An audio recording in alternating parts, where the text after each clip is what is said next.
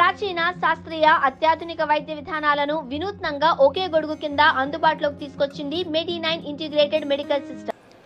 శ్రీనివాస్ గారు, మీరు సినిమా ఇండస్ట్రీకి చాలా దగ్గరగా ఉండే వ్యక్తి. అంతకుముందు మీరు కొన్ని సినిమాలు కూడా కొన్నారు. సో ఇప్పుడు 2 తెలుగు రాష్ట్రాల్లో చావా సినిమా నడుస్తున్న పరిస్థితి ఎట్లా ఉంది? సినిమా చూసారా? ఏంటి పరిస్థితి? ఖచ్చితంగా అండి. చారిత్రాత్మక సినిమాలన్నీ కూడా జనరల్గా దేన్ని వదిలిపెట్టాను. చావా సినిమా చూశాను. వా సినిమా అంటే సినిమా పెట్టిన. అంతకుముందు బాజీరావు మస్తాని చూశాను. తనహా ఈ మహారాష్ట్ర బేస్ మీద వచ్చిన సినిమాలు 3 చారిత్రాత్మక సినిమాలు వచ్చినాయి, అన్నీ చూశాను. చావా సినిమా కూడా చూశాను. కానీ నిన్న అనేక గ్రూపుల్లో అన్నింటిలో వచ్చినాయండి. కేవలం కులం పార్టీ నాయకుడు సొంత విలాసాల కోసం బ్రతికే సౌత్ ఇండియా హిందువులకు కన్నీళ్ళు రాకపోవచ్చు, కానీ మరాఠీలు ఉత్తర భారత హిందువులకి వాళ్ళ కన్నీరు వస్తుంది. ఒక ఆమె సినిమా దండం పెట్టుకొస్తుంది, సౌత్ ఇండియా వాళ్ళకి ఏమైందని చెప్పి. ఇది ఒకటి కాదు, వందల వేల వాట్సాప్ యూనివర్సిటీలు ఇవాళ ఉత్తర భారతీయ అహంకారంతో కూడిన వాట్సాప్ యూనివర్సిటీలు దయచేసి సౌత్ ఇండియన్స్ని చాలా దారుణంగా మరాఠా వాళ్ళకి మీకు ఉన్నంత ఎంత ఉంది అంత శత్రుగానే మాట్లాడుతున్నారు. సంభాజీ గారిని గౌరవిద్దాం, అంతకంటే శివాజీ గారిని గౌరవిద్దాం. శివాజీ గారిని గౌరవించిన వాళ్ళు ఎవరిని మనసులో? నా తల్లి గారి పేరే 92 సంవత్సరాల క్రితం ఛత్రపతి శివాజీ తల్లి పేరు జీజాబాయి, ఆ తల్లి గారి పేరు. ఓకే, మనం మన తెలుగు వాళ్ళు స్వాతంత్ర సమర యోధుల్ని, పోరాట యోధుల్ని, గొప్ప వాళ్ళని గౌరవించి పేర్లు పెట్టుకునే సంస్కృతి, లేకపోతే గౌరవించే సంస్కృతి, విగ్రహాలు పెట్టే సంస్కృతి మనకు ఉంది. నాన్నగారి పేరు గాంధీ అంటే గుజరాతీ అని పెట్టుకున్నామా? స్వాతంత్ర సమరం తీసుకోండి, ఏ ఊరు గ్రామంలో చూసుకోండి. నేను చెప్తున్నాను, దక్షిణాది వాళ్ళని అవమానపరచడం ఏంటండి? నేను ఖచ్చితంగా చెప్తున్నాను. మీరు ఉత్తర భారతదేశంలో అండి అల్లూరు సీతారామరాజు పేర్లు ఎంతమంది కూడా కనుక్కోండి. కొమరం భీమి ఎంతమంది పెట్టుకున్నారు కనుక్కోండి. దక్షిణ భారతదేశంలో స్వాతంత్ర ఉద్యమాలు చేయలేదా? ప్రాణాలు అర్పించలేదు, తుపాకులు బలవలేదా? మేము పెట్టుకున్నాం, గర్విస్తాం. స్వాతంత్రంలో మొత్తం మీరు మిగతా చోట్ల కదా నేతాజీ పేర్లు, ఈశ్వర్ చంద్ర విద్యాసాగర్ పేర్లు, లాలా లజపతి రాయ్ పేర్లు ఎన్ని ఉన్నాయండి? నేను చెప్పను. శివాజీ పేర్లు, శివాజీ పేరు లేని ఊళ్ళో ఉండవు, మేజర్ ఊళ్ళో ఉండవు, ఏపీలో కానీ అన్ని చోట్ల కానీ.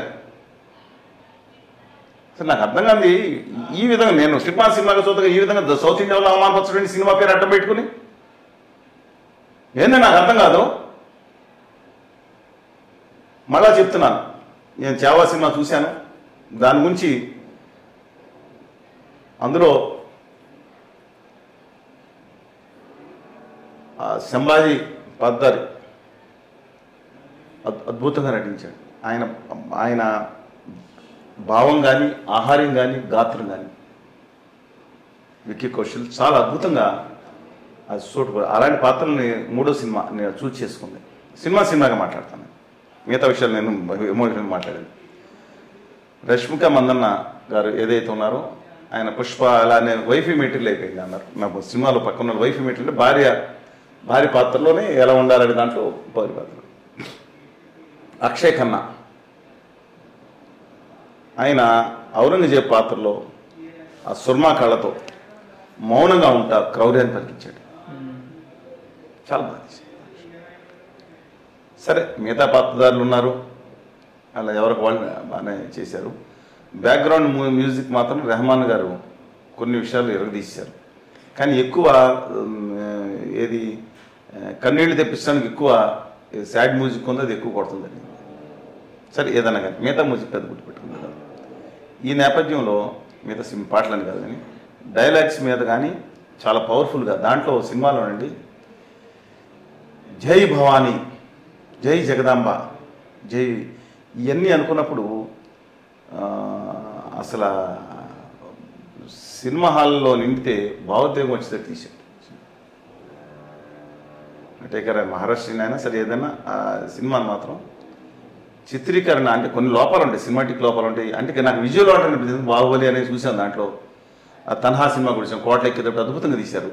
అందువల్ల ఆ సినిమా అంతా ఆద్యంతం కూడా యుద్ధాలు, ఫైటింగే ఉన్నాయి కుట్రలో. అదే సినిమా. ఎందుకంటే సంభాజీ గారిని కొంచెం ఎందుకు వస్తాను, సినిమా గురించి చెప్తున్నా. ఫస్ట్ దాంట్లో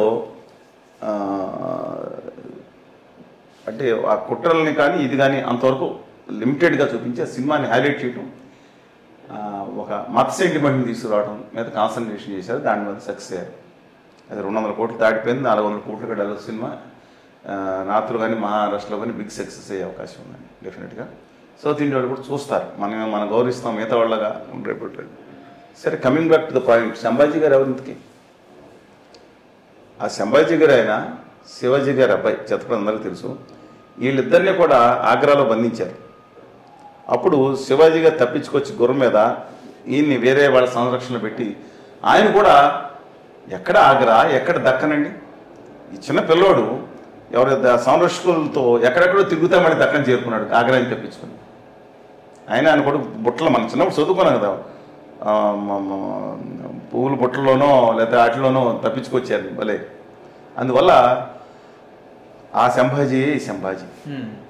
ఆ తర్వాత ఏం చేశారు, ఈ శివాజీ గారు యుద్ధాల్లో సంధి చేసుకుని మా మొఘల్ ఆర్మీతో మాన్సింగ్ దగ్గర సంధి చేసుకుని టిప్పు సుల్తాన్ పెట్టినట్టు పిల్లల్ని ఈయన అబ్బాయిని తీసుకెళ్ళి తాకట్టు పెట్టాడు మొఘల్స్ ఆర్మీ దగ్గర. ఇది వాస్తవం, please go through the record. దీంట్లో ఎవరిని తక్కువ చేస్తున్నారు, వాస్తవంగా చెప్పుకోవాలి. ఆ తర్వాత ఈయన వచ్చేసిన తర్వాత తండ్రి గారి మీద కోపం పెంచుకున్నారు. వెళ్ళి ఆయన భార్యతో కలిపి మొఘల్ ఆర్మీలో చేరారు. తెలుసా సంభాజీ? అది చూపించలేదు దాంట్లో. అంటే చరిత్ర ఎలివేషన్ వరకు సంభాజీ మొఘల్ ఆర్మీలో, ఔరంగజేబు మొఘల్ ఆర్మీలో చేరారు. ఆయన దగ్గర ఒక ఉన్న సర్దార్ దగ్గరికి వెళ్ళి ఇచ్చారు, మళ్ళీ రిటర్న్ వచ్చారు. దానికంటే కావాలని తెలుసుకోవడానికి వెళ్ళారని రాసుకున్న కొంతమంది రాశారు. నేను చరిత్ర చెప్తున్నాను, నాకు తెలిసిన మటుకు. వచ్చిన తర్వాత ఆయన మీద కోపం వచ్చి శివాజీ ఈయన దండించడం, తర్వాత ఈయన కొన్నాళ్ళు కన్ఫిస్కేట్ జైల్లో కూడా పెట్టడం జరిగిందని చరిత్ర. తర్వాత ఇద్దరి మధ్య సైర్ జరిగింది, చనిపోయారు 1680 Chhatrapati Shivaji.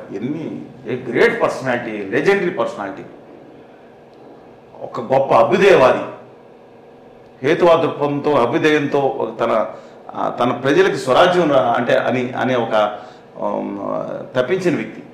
A great fighter, Maratha కన్ఫెడరేట్ సామ్రాజ్యానికి స్థాపకుడు. ఈ దేశంలో ఒక అద్భుతమైన మన చరిత్ర మర్చిపోలేని మనిషి ఛత్రపతి శివాజీ మహారాజ్.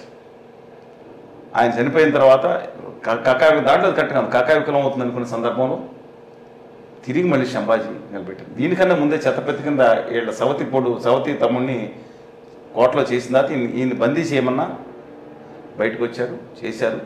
ఎన్ని కుట్రలు చేశారు అంతఃపురంలో మంత్రులు. ఆఖరికి ఆ మంత్రుల్ని మరణశిక్ష, ఏనుగులు తొక్కించి మరణశిక్ష చేశారు. ఆ రాజారాం తమ్ముడిని మాత్రం ఔదార్యంతో చూశాడు. తర్వాత ఆయనే రాజు అయినాడు. ఆవిడ సవతి తల్లి ఏదైతే ఛత్రపతి శివాజీ గారిని కొంతమంది మంత్రుల సలహాతో, అది కూడా వివాదాస్పదం, ఛత్రపతి శివాజీ మహారాజుని ఎవరు చంపించారనేది ఒక న్యాచురల్గా ఛత్రపతి సుకుల్లో వివాదాస్పదం, మన మంత్రుల సలహాతో చేసిందని. ఈయన దగ్గర కూడా మంత్రిమండలిలో కవి కైలాష్ అనే వ్యక్తి ఎవరిని రానివాడు. నేను మహారాష్ట్ర చదువుకున్న మహారాష్ట్రలో చెప్తున్నాను. అతని మీద ఎవడు అంటే రాజు దగ్గరికి ఎవరిని రాకుండా ఉన్న దుర్మార్గమైన వ్యక్తిగా పేరు ఉంది కవి కైలాష్. ఆయన పక్కన పెద్ద చరిత్ర అండి. ఆ తర్వాత ఆయన యుద్ధాలు చేయడం జరిగింది. 2 యుద్ధాల్లో సిద్ధిస్తూ యుద్ధంలో సక్సెస్ కాలేదు. తర్వాత ఈ సంగమేశ్వర్లో మాత్రం వీళ్ళ దగ్గర మంత్రులుగా చేసిన మిగతా వాళ్ళ బ్యాచ్ చేతుల్లో ఈయన మోసపోయారు. తక్కువ మంది దాంతో ఔరంగజేబు ఆర్మీని బంధించి ఇవాళ ఇండియా చరిత్రలో ఒక రాజరికం చేసిన వాళ్ళలో ఒక మనిషిని 40 రోజుల పాటు బంధించి దానికి చరిత్ర నిలిచిపోయాడు సంభాజీ గారు. మొత్తం ఆయన లైఫ్ మిగతా అంత ఒకటి దమ్ముండి ధైర్యంతో తమ ఆత్మగౌరవంతో మొక్కవాని ధైర్యంతో నిలబడ్డాడు చూశారు మనిషి. ఇవాళ అందుకని ఆ సినిమా సక్సెస్ అయింది. 40 రోజుల పాటు దాంట్లో చూపించలేదు. నానహింసలు పెట్టారు, నువ్వు మతం మారమన్నాడు. ఆఖరికి కళ్ళు తీశారు. ఇప్పుడు కన్నా నీకు నీ పిల్లలకి నేను చేపిస్తాను వినలేదు. గోల్డ్ లాగారు. ఆఖరిని ఏం చేశారు తెలుసా? బతికొండగా చర్మం వదిలేశారు. నిజమండి. ముక్కలు చేసి ముక్కలు కనపడకుండా పట్టేస్తే ఆ ముక్కలు సినిమాలో చూపించినట్టు చర్మం వదిలేసి చూపించలేదు, బాగుండదని అమానీయం మిగతా చూపించి ఏడ్చారు ప్రజలు. ఆఖరికి గొప్ప డైలాగ్ ఉంది, నువ్వు మారుతావా, నువ్వు మారు, నీకు వదిలేస్తాను, నీ దాంట్లో నువ్వే మారవా నా దాంట్లో రమ్మని అడిగారు. గ్రేట్ డైలాగ్స్ కోసం వేశారు జరిగింది. కానీ తలకొంచలేదు. ముక్కలుగా చేసి కనపడకుండా పడిస్తే ఆ ముక్కలని చేర్చి అంతిమ సంస్కారం ఆ చుట్టుపక్కల గ్రామాలకు పెద్ద చేశారు. ఇలాంటి బాధ. కానీ అయ్యా దక్షిణాదిని కూడా వరంగల్ కాకతీయ దేశాధీశుడు కృష్ణానాయక్ అంటే కాపే నాయకుడని ఆయన కొడుకు వినాయక దేవుడని ప్రజలు తెలుసుకోవాలి. నిన్న కూడా రాశారు, ముచ్చట శ్రీనివాసరావు గారు అందరూ రాశారు. దేవుడైన తన తండ్రి భిక్షం వేయడానికి తండ్రి సాయం చేసి నిలబెట్టిన బహుమని సుల్తాన్ కొడుకు మహమ్మద్ షా రెండో అతను ఈయన్ని అక్రమంగా బంధించి, రెండోసారి చెప్తున్నాను, ఇద్దరు ఒకసారి తరిమి కొట్టారు, రెండోసారి బంధించి కుట్ర మాయోపాయంతో నెపంతో బంధించిన తర్వాత ఇక్కడ మెదక్ దగ్గర కౌలాసు దాని కోట యువతల గోల్కొండ ఆ మూడింటి మధ్యలో బంధిస్తే నువ్వు ముక్కు తలకాయ వంచు మతం మారమంటే మాట అన్నాడు. ముక్కు నేలమంటే రాయనన్నాడు. నువ్వెవరు మా నాన్న పెట్టి మిక్సింది సంస్థల గురించి మాట్లాడుతున్నారు, నేను ఎందుకు నేను ఈ స్వరాజ్యం, ఆయన కూడా స్వరాజ్యం, ఈ దేనికోసం నిలబడి ఉంటాను. నా తెలుగు బిడ్డ ని చిత్రహింసలు పెట్టి బతికుండగానే తోలు వలిచి వేలాడదీసి